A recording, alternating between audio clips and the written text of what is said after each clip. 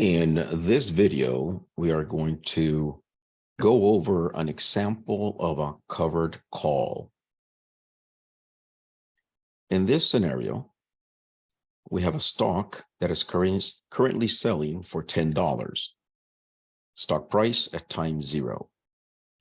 You will write an option, a call option. You're going to write one with a strike price of $15. When I say that you're writing the call option, means that you're going to sell the call option. You're not buying it. That means that you're promising to sell the stock if the buyer wants to for $15. In this case, you will charge $1 to the buyer for the right of choosing, for the right to that option. So we're going to go on this scenario vertically. This is not a timeline. These are just different scenarios of how it will play out depending on the changes in the stock price. So let's do one. So what happens in a covered call is you will buy the stock for the $10. So you have a cash outflow of $10. That's why the -10. You sell the call option for the premium of $1. Now it says short call option because when you write a call option and you sell it, you're actually on the short position. It's when you buy the call option that you're in the long position. So the cash flow at that point is $10 went up for the stock. You do own that stock. And $1 came in as the premium paid by the buyer. So you have a -9 cash flow at the moment. So let's say in this scenario, the stock price goes down to $7. Let's see what happens. You can go ahead and sell the stock for the $7. So that's a cash inflow, +7. Because it's below the strike price, the owner of the call option, the person that purchased the call option from you, is not going to exercise because it's not convenient. So you don't have to buy the stocks to cover the stocks to sell to the buyer of the option. And since you're not be selling either, there's nothing happens at that point.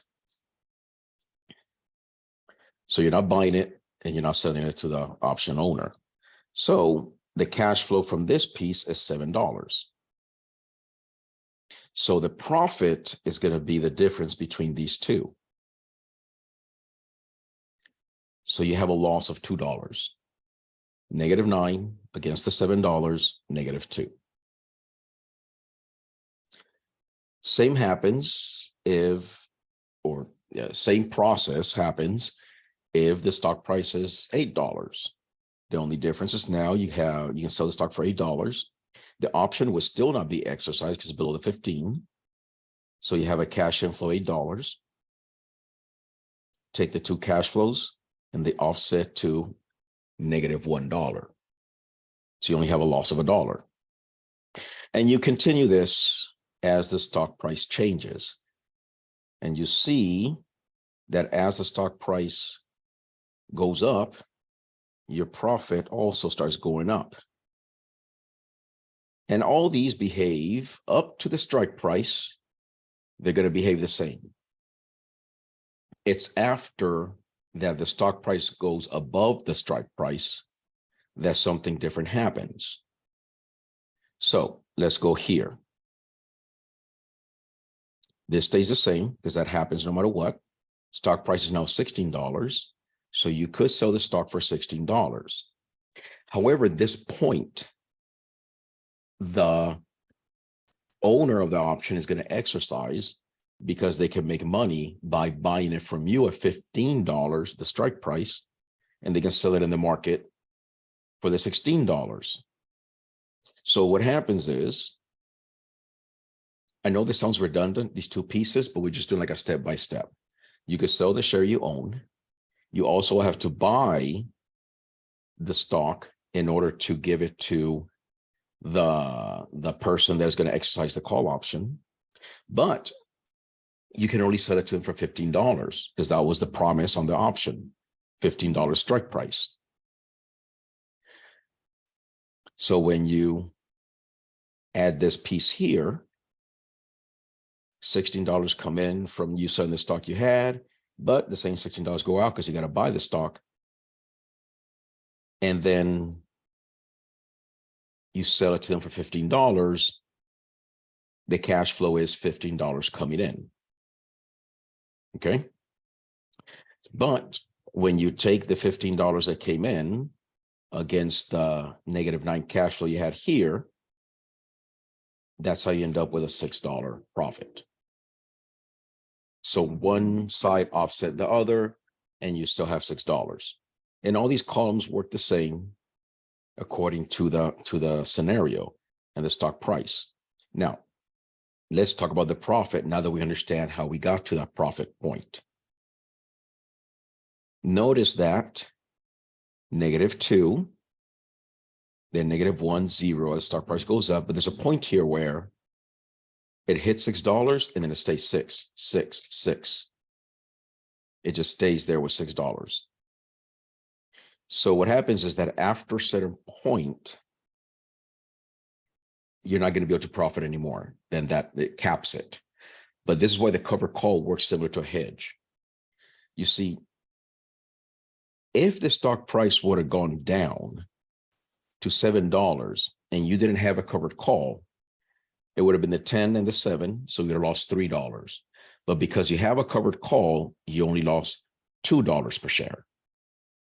In this scenario, you would have lost $2 if you didn't have the covered call, the 10 and the 8. But because you have the covered call, you only lost $1. And that's the point that we're trying to get to, that here you would have lost $1, but you actually broke even. Here, you would have been the same, broke even, but because you did the call, you actually made $1, even though the stock price didn't go above the $10. And this is where the graph comes in. It's showing you that these dotted lines, this one here, the black dotted line, the one below, this represents if you didn't do the covered call, if you just did this against this. So you could have lost $3. However, notice the line keeps on going up. There's no upper limit. If the stock price would have kept on going up, you would have kept on making more and more money. However, you could have lost all the way down here.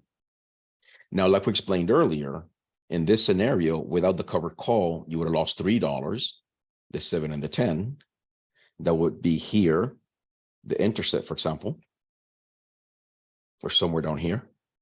To be honest, would be a little higher. This will be if you lost the entire $10. But because you did the covered call, you didn't lose as much as you would have. So that's where the red line comes in play. So this red line is your profit up to this point, up to the $5. This red line represents the profit up to the $5. Once you hit that max that you can make, because as hedges do, they lower your losses, your potential losses. They limit your potential losses. They help, but at the same time, they limit your potential gains. That's where the orange piece comes in play here. So this red line is this here. The orange line is when it becomes flat. This other black dotted line, that's the option. You keep your $1, that's the flat line here, until an exercise happens. After the exercise, as the stock price goes up, you're going to start seeing a decrease in profits. The point is that when you combine the black dotted line that goes up with this black dotted line, you end up with this red one and the orange one. So the losses are not as bad, but it limits the potential gains. And that's how covered calls work. Quick recap, stock price is selling for $10. You write a call for $15 on this strike price of $15. You sell it for $1. So cash outflow, you purchase the stock. Cash inflow, you sold the call. Cash flow of that transaction is -9. If the stock price is $7, Then you can sell the stock for 7 because it's below the strike price. The person that purchased the call will not exercise. So you don't have to buy and sell the stock for them. So you end up with a cash inflow of $7.